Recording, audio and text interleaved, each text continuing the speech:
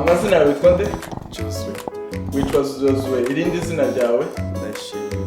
Mfite ibibazo bibiri for you.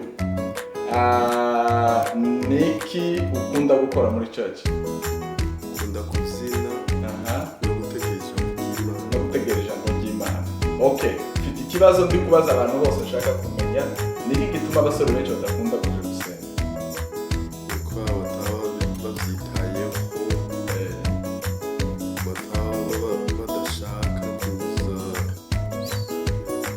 bataba kuza. Niki twebwe nk'abayobozi ba church twakora kugira ngo church abasore bakunde kuyibamo? Mwagenda mubabwira baze kumenya Imana. Good. Hari ikintu ureba cyo twokora muri church cyo tuma mwumva church iri fun?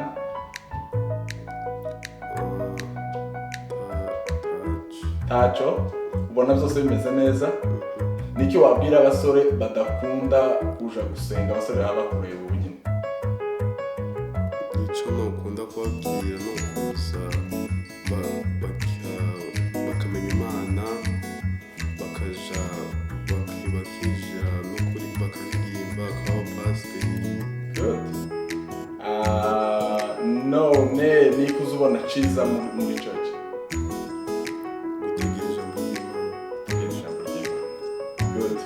Urakoze cyane. Okay, ngira amazina yawe? Nita Brando. Amazina yawe witwa Brando. Irindi? Irakoze. Wavukiye mu kihe gihugu? Burundi. Wavukiye mu Burundi. Ugize imyaka ingahe muri Canada? Ndakeka ari 2 n'igice. Ugize imyaka 2 n'igice. Okay. Ukunda Imana? Ukora iki muri church? Ndi umukristo nanone nkakora muri drama. Urakora muri drama. Ndimo ndabaza abasore bose ikibazo kivuga ngo niki gituma abasore benshi badakunda kuja gusenga? Nuko hanze y'imyidagaduro myinshi mu kanisa. Mu hanze haba hari imyidagaduro myinshi bitewe n'ikanisa. Niko ubona twakora nk'abayobozi bo muri church kugira ngo abasore bakunde kuba mu kanisa? Nuko mwakongera mbese mukongera mukagira n'imyidagaduro nini ijyanye mbese no kugira ngo bakunde kuba mu nzu y'Imana. Okay. Ariko wumva ari iby'agaciro kuko nawe uba mu kanisa, wumva ari iby'agaciro ko abasore bagomba kuba mu kanisa. Niki wabwira abasore bataza baje gusenga? Nababwira yuko bari mu mahombi byinshi, ijambo ry'Imana ni ryiza. Nanone birafasha mu gihe wumva mu buzima udafite mbese ujya kubwira ibibazo byawe, ukajya mbese kugira ngo ujye ku Mana, mbese ibibazo byawe byose mbese igatuma mbese ikabyumva ikabisubiza. Imana ikabyumva ikabisubiza. Alright, good. Brandon, ubu nyine uri gukora iki? Corona yarabaye. Ndimo ndakurikiza amaklases yanjye online, nagerageza gusenga active kugira ngo good. Alright, urakoze cyane. Imana iguhereze umugisha. Thank you. Banyitaba Imana nzobarira. Okay, naguhamagaye kugira ngo nkubaze wenyine umbwire niko utekereza abasore gituma abasore bataza bakunda kuja gusenga. Tago ababyeyi babo baba bafite different traditions. Okay, baba bafite ahandi hantu basenga bizera n'ibindi babwira. None se abasore bamwe bavuga ngo tibakunda kuja gusenga kubera kuko bazabahagera bakumva hatameze neza, wibaza ko kubera iki? Abapasiteri ngo babwiriza isaha yose. Ngo babwiriza isaha yose, bagomba kugabanya umwanya wo kubwiriza? Ikindi bohindura niki? Nta kindi, banza ari icyo. Nico ngicyo. Ariko gusenga urabizi ko ari byiza? Igisha ukuri? Urabizi urabikunda? Wumva bikumara iki? Bingiriye akamaro cyane mu buzima bwawe bwose. Bingiriye akamaro mu buzima bwawe bwose. Nikiki wovuga kimwe wumva cy'akamaro mu mutima wawe? Yesu yagufasha byinshi nawe utubasha kubifasha. Okay. hari ikintu utekereza nk'ikanisa ryabasha gukora kugira ngo ribashe kwita ku basore nk'abo? bakaza bahagarikira bakabwiriza abasore bagahagarikira bakabwiriza bagakora imirimo yose. Nk'ubu nyine bagutoye ngo uhagarikire n'iki wakora different? I'm trying my best. You are trying your best. Good. Tuzagushiraho uhagarikire? Yes. None ninde musore wabona tugushiraho uhagarikire? Wenzi arimo bashakisha.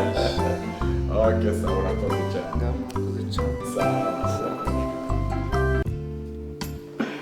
Hello. Bite byawe? Byiza. Witwa nde? Nitwa Sandra, agakobwa ka Sindamifuraga ibintu. Nice. Sikuyavuga neza ariko ubu nyine nararihinye ndamiye. Okay. Abari hariho abantu benshi bambona kuri YouTube ariko batari bakuzi. Uranzi? Yeah. Faniki. Uri papa wanjye. Uyu rero ni umukobwa wanje, ni imfura yanje, niyo mpamvu mbese yavuze amazina ya famille. Rero tugiye kukubaza ibibazo. Umbwire ikintu utekereza kiza gituma abasore benshi badakunda kuja gusenga. Gerageza. Ntabwo akunda ko utacongereza kibazo. Wabishoboye, vuga wabishoboye. Bivuge mu rurimi rwawe wabishoboye. Okay, ngaho mu Cyongereza ndagusobanura. Because since youth these days speak English more than their language, there's no like English translator, so like they don't learn as much they would have learned if they had. Donc mutibabigira kubera kuko Icyongereza nico nyine abasore benshi bavuga ururimi rwabo ubundi ntabwo babasha kuvuga, bagomba rero kuzoza babwira babasobanurira. Okay. Ikindi uhayibona cyo hinduka niki? To have fun activities in the church so we can attract students. Bagomba kugira ibikorwa runaka bituma bishima bakabikora. Niki cyuruhe rugero? Like drama or like after church activities that will make them want to come to church.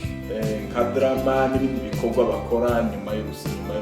Hari umusore umwe wari uri aha ngaha yavuze ngo bagomba kubareka ngo mukazajya muyobora.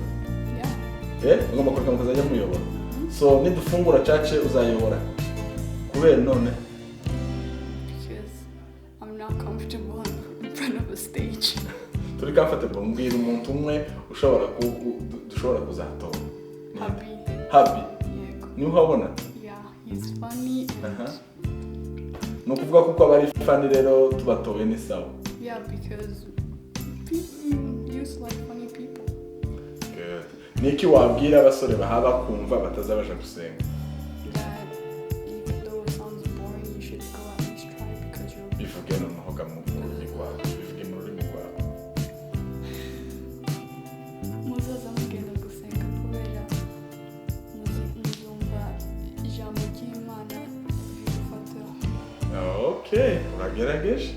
Alright. Niki wabwira abandi bantu bakuru nk'abagrampa n'abagrama? To limit their time of teaching the Bible and make it a little funny so the youth can be interested in it. Ngo abantu bakuru ngo mufate umwanya ngo muzajye mugabanya ngo kugira ngo n'abasore nabo babashe kuzumva kandi mu bigire mu buryo bisa nk'ibiryoshye. How? Ni gute babikora kugira ngo babikore nk'ibiryoshye? Bazajya babyina drama nabo dukore nka drama y'abapapa. Stop, like how they read is very slow and boring. Uburyo baza basoma biritonda cyane. Yeah, and it's very boring and I suggest that they pick one of the youth to read the Bible when they need someone to read. Okay, bazajya batora umusore umwe asoma Bibiliya. Yeah. Okay. Niko uhaye wumva uzakora mu maraguko? I will help. Well, two things I could help translate uzasobanura Or I can like help with the tech stuff. n'ibintu bya IT n'ibyo ngibyo. Hanyuma atari muri church ko ikindi ushaka kuzakora niki? What do you want to become? Ushaka kuzakora iki? I want to become a criminal lawyer. Urashaka kuba umuavoka wo kuburanira abantu bakoze ibyaha? Yes. Okay. Kubera kubikunda? Because there's a lot of innocent people that get thrown into jail and it's not fair, and I feel like I should be there to help them. Hari abantu ngo baza baja muri prison ngo wenda batakoze ibyaha ngo bashaka kuzajya bafasha ngo kugira ngo batsinde urubanza rwabo. Nico? Okay, urakoze cyane. Proud of you. Thank you. Good. Mazina yawe witwa nde?